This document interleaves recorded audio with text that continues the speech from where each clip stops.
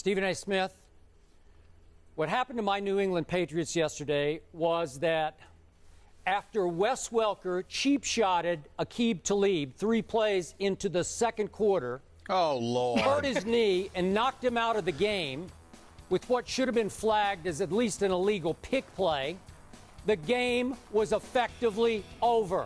I tweeted it, I sat back in my chair, and I said, now I got to watch slow death for 3 more quarters because that team, that New England team, the 26th ranked defense, has no shot against Peyton Manning on a 63-degree perfect winless day in Denver, Colorado, without their most important player on defense, the one man who can shut down Demaryius Thomas. So I guess I got to give it up to Wes Welker. Wes, you are the unsung MVP of the game, you being the ex-Patriot that you are. You gave a speech the night before to your team about how your team had to play more physical football. And by golly, you went out and backed it up with a cheap shot. A deliberate play by the receiver who made no attempt to get open.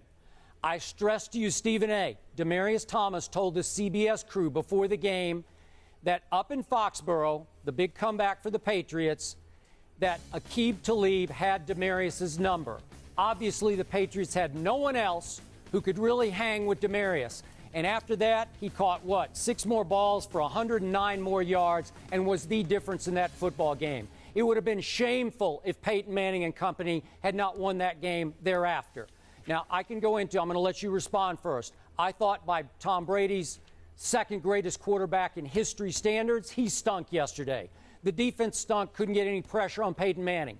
But in the end, I still believe my Patriots would have won that game if Aqib Talib had not been injured early in the second quarter. And my proof to you is that you remember what happened 1 year ago in the AFC Championship game in Foxborough when Talib went out in the late in the first quarter and Anquan Bolden took over the game. I'm sorry, Bill Belichick backs me up. The floor is yours.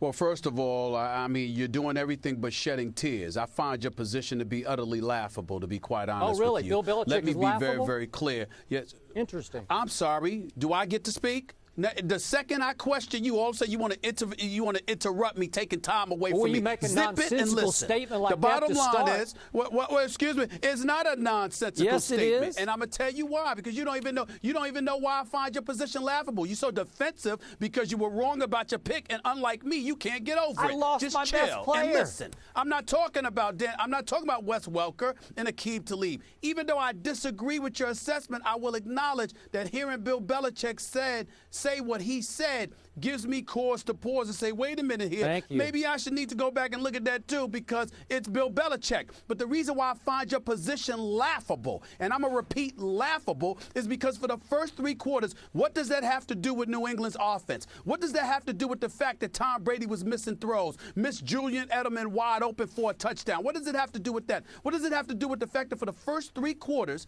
Tom Brady and the New England Patriots offense generated 3 points? What does it have to do with the fact that the Denver Broncos converted 7 of their first 10 third-down conversions? What does it have to do with the fact that your boy Danny Amendola was targeted once, dropped it, and had 0 yards, 0 receptions? Your replacement for Wes Welker, that don't have anything to do with Aqib Talib. That has everything to do with the fact that the New England Patriots offense did not show up. And you're sitting here with your little soliloquy going off about Wes Welker and a cheap shot. That has nothing to do with New England's offense. I predicted they would drop 34. You predicted, I think the number was 34 as well, that they was going to win 34-31 or something along those lines. They had 3 points through the first 3 quarters. They did nothing. They couldn't run the football. They weren't catching passes. Their quarterback, the All-Pro, number 2 all-time on both of our lists, the first ballot future Hall of Famer, the man that you described as your MVP,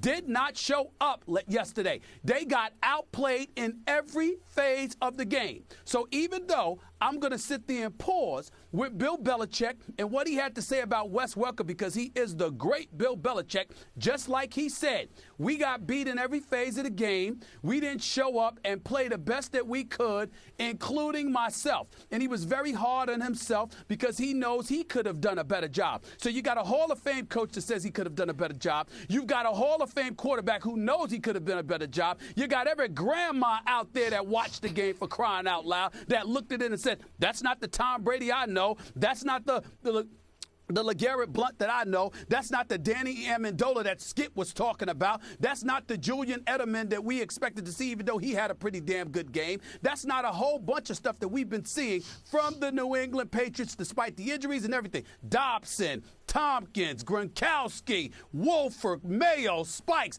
In the end, what it came down to is that they went up against Peyton Manning and the Denver Broncos yesterday.